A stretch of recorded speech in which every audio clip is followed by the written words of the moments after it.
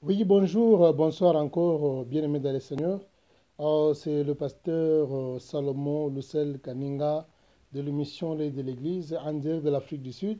Je pense bien, nous allons entamer notre 15e séance sur la télé de leadership. Je pense bien, il y a les 7e points concernant la 14e séance qu'on n'avait pas terminée. Je disais que le leadership est qualifié par 7 points et j'avais énuméré les 7 points et je voudrais terminer par les derniers points qui consistent sur la destinée. J'avais dit que le leadership détermine la destinée des disciples. C'est ça les qualités d'un leader. Le leader doit avoir un lieu là où doit amener les gens. On ne peut pas être un leader sans avoir une destinée dans la pensée là où vous amenez les gens. Vous devez avoir une destination. Le leadership est qualifié par la destination puisqu'il a un lieu, là où il a un lieu, il quitte d'un lieu à un autre lieu, d'un endroit à un autre endroit. Il n'est pas seulement pour transformer les gens ou l'environnement, il n'est pas seulement pour inspirer les gens et l'environnement, pour influencer les gens et l'environnement, mais il les détermine aussi, ou le leadership détermine aussi quoi? Détermine la destinée des disciples. Alors, il ne faut jamais être impressionné par un leader de sa façon de s'habiller, sa façon de parler, sa façon de s'exprimer, sa façon de marcher, sa façon de faire des miracles, de prodiges, tout concernant. La chose qui est la plus importante quand vous rencontrez avec un leader dans la vie, la première question qu'il faut lui poser, c'est où est-ce que nous allons? La destinée, liée avec la destinée. C'est pourquoi le Seigneur avait dit que non, si un aveugle conduit un aveugle, les deux tomberont dans le trou. C'est ça les qualités, les derniers points sur les qualités de leadership. Ce qui peut qualifier une personne, c'est-à-dire la destinée là où il amène les gens. Tu vois, c'est pourquoi les apôtres avaient posé la question, Seigneur, Seigneur, montre-nous le chemin. Montre-nous le chemin. Où est-ce que quel sera notre sort? Nous avons tout abandonné, nous avons tout laissé. Tu vas nous amener où? Montre-nous le chemin. C'est ça, le leadership concerne la destinée. Alors, si par exemple, dans ta vie, tu es devant ton leader, la première question que tu dois lui poser, où est-ce que tu nous amènes? Tu nous prends où? Tu nous amènes où? C'est ça la question clé ou la question la plus importante qu'un disciple doit poser à son leader, où est-ce que tu nous amènes?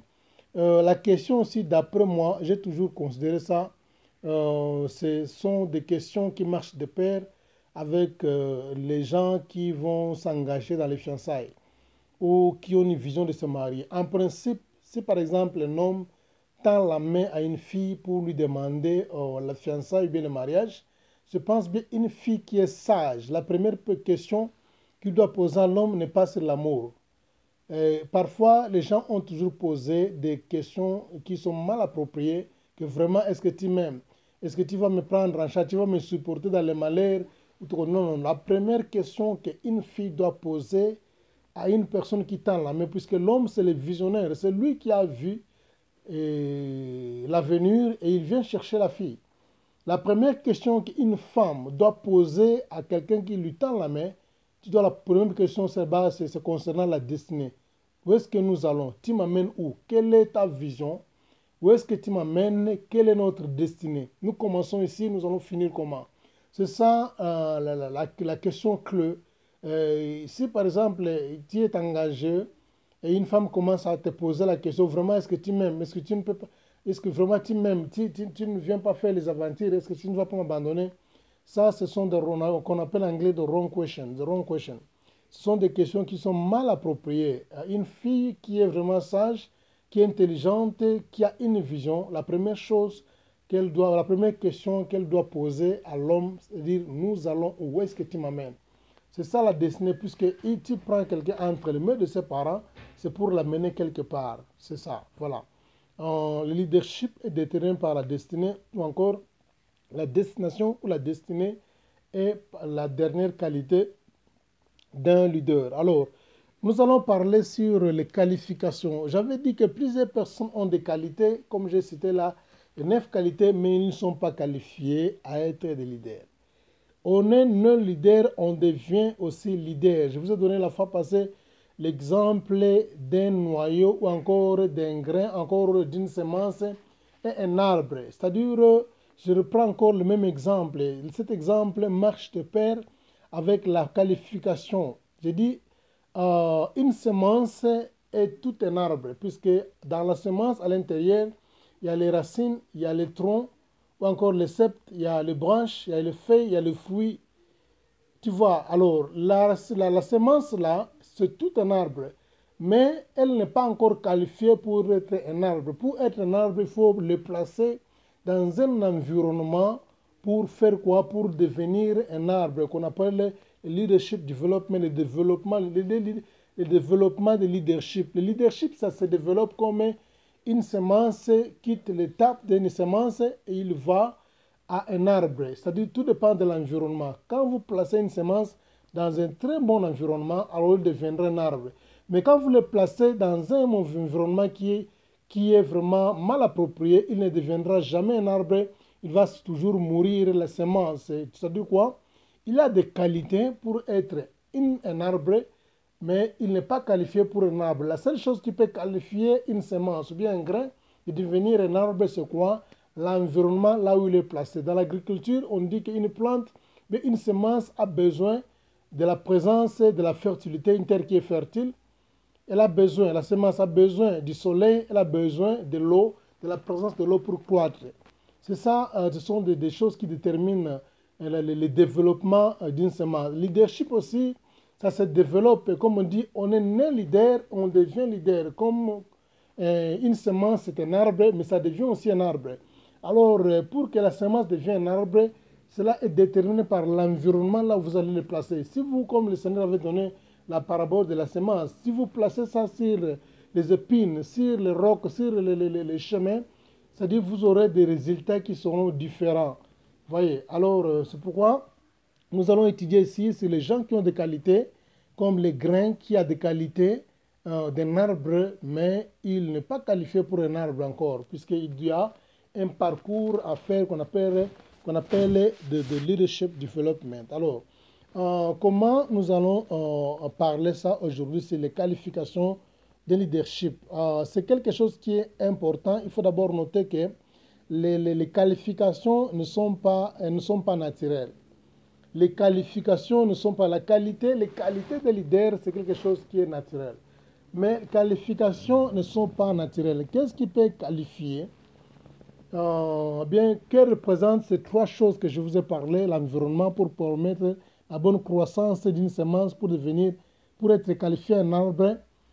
J'ai parlé sur la fertilité, la présence du soleil et du soleil aussi la présence de l'eau qui peut faciliter la croissance d'un arbre, d'une semence à un arbre.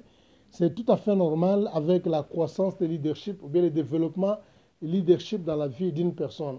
Alors, ces choses ici ont aussi, comment dirais-je, ils ont aussi le sens spirituel pour expliquer ça.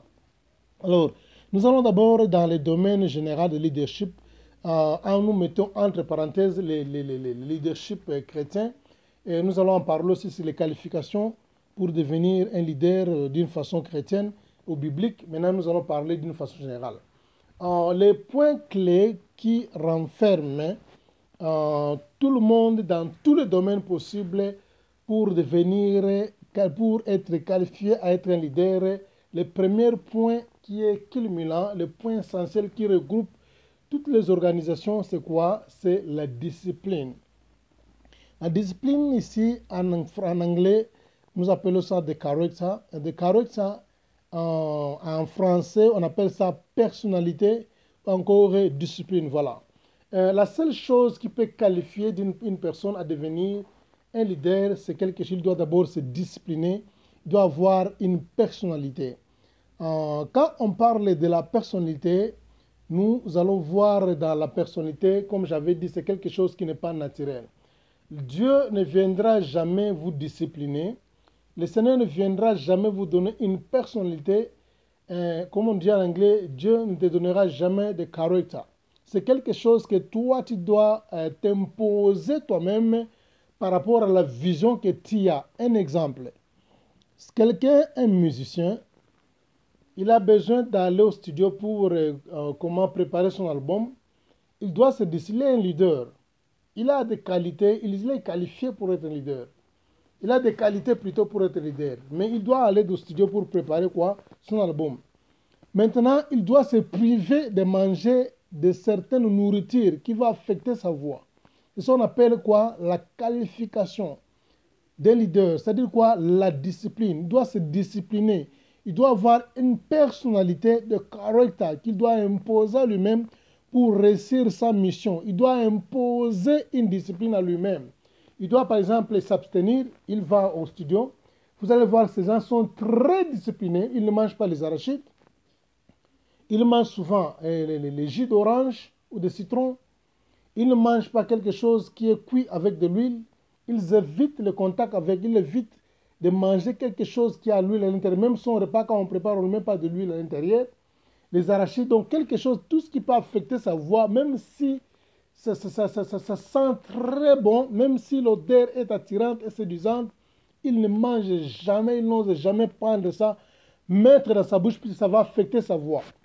Ce sont les gens qui se disciplinent pour ne pas, pour que leur voix, puisque la voix c'est leur don que Dieu leur a accordé. Maintenant, ils doivent se discipliner à tout prix pour éviter que leur voix soit affectée. C'est ça l'exemple que je vais vous donner pour vous donner l'image que signifie une discipline. L'exemple dans la Bible, je vais prendre entre Samson et Joseph. L'exemple, Samson et Joseph. Samson avait des muscles, mais Joseph n'avait pas de muscles. Mais vous allez voir que ces deux gens ici, ils étaient des leaders, mais l'un avait des qualifications, l'autre n'était pas qualifié. Mais ils avaient tous des qualités d'un leader. Et quand vous allez voir, faire l'étude sur les deux gens ici, vous allez voir que Joseph s'est imposé une discipline. Mais Samson, il n'avait pas une personnalité, ce qui a fait que les deux, devant les mêmes épreuves, les mêmes tentations de femmes, Samson a cédé et Joseph n'avait jamais cédé, il a refusé, puisqu'il avait il s'est imposé une discipline à lui-même par rapport à la vision qu'il avait. Si tu as besoin que la vision, les dons que Dieu a placés en toi puissent réussir, tu dois t'imposer une discipline. Cette discipline-là n'est pas naturelle, c'est quelque chose qui ne vient pas de Dieu, c'est toi-même, tu dois te discipliner pour réussir, pour arriver à la mission que Dieu a placée en ta vie. Donc, il y en a beaucoup à parler. C'est ça qu'on appelle la qualification. Ça, je réponds directement à la question qu'on m'avait posée, que non, comment quelqu'un peut avoir des qualités pour devenir un leader? Il n'est pas qualifié, c'est ça. Donc, ce qui peut qualifier quelqu'un, c'est quoi? La discipline. Voilà. Maintenant, dans le domaine biblique, quand on parle de l'environnement, je vous ai dit que nous voyons la présence de l'eau, on voit la présence du soleil, on voit la présence de la fertilité qui fait que une personne peut être, disons, une semence peut se développer à un arbre. Dépend de l'environnement. Quand on parle de l'environnement, on parle de la qualité. La qualification de leadership est plus développée dans le domaine de la connaissance. Il faut beaucoup lire les livres, il faut beaucoup écouter d'autres prédicateurs, il faut faire des recherches sur la connaissance de la parole de Dieu. Et d'abord, vous allez comprendre que la plupart de la Bible, tu vois, c'est pourquoi il y a beaucoup de gens qui ont une très mauvaise conception de la Bible, puisqu'il y a plusieurs passages de la Bible, des lettres de la Bible, ont été écrits par des circonstances, par exemple, par des circonstances, des contextes que les gens ont utilisés, ont tordu ça pour faire de ça des sectes. C'est ça. Alors, c'est grâce à des connaissances, à des lectures que tu vas découvrir certaines réalités. Le leadership est développé dans la prière, dans la sanctification, dans la formation aussi. Tu dois te former toi-même. Dans la formation. Voilà, ce sont ces trois choses-là qui représentent le soleil, la présence du soleil, la présence de l'eau ou encore de la fertilité d'une terre pour qu'une semence quitte son état et devenir une plante ou encore un arbre. Et c'est de la même manière pour que quelqu'un soit qualifié, qui a des qualités d'un leader, il a besoin d'être qualifié comme étant un leader. Et dans le domaine biblique, il doit avoir une discipline, il doit avoir une vie de sanctification, il doit avoir une vie de prière, il doit aussi apprendre la connaissance, très important, il doit apprendre jour et nuit. Le leader n'a jamais été gradué, il apprend jour et nuit jusqu'à sa mort. Il fait qu'apprendre, apprendre. Voilà. Et nous clôturons, nous sommes déjà à la 16e minute presque. Notre nouveau logiciel nous permet seulement d'enregistrer jusqu'à 16 minutes par rapport aux exigences de WhatsApp, là où nous partageons nos audios aux plateformes et aussi à plus de 100 serviteurs dédiés à travers la planète qui répondent beaucoup à travers des questions d'une façon aussi privée. Que soyez bénis. C'était le pasteur Salomon Kaninga Lucelle. Nous allons encore nous revoir dans notre 16e séance. N'oubliez pas, ça c'est la 15e séance de la télé de leadership. Que le Seigneur vous bénisse. Au nom de Jésus-Christ, qui est notre seul Seigneur Sauveur. Amen. Sauveur. Amen. Sauveur. Amen. Si vous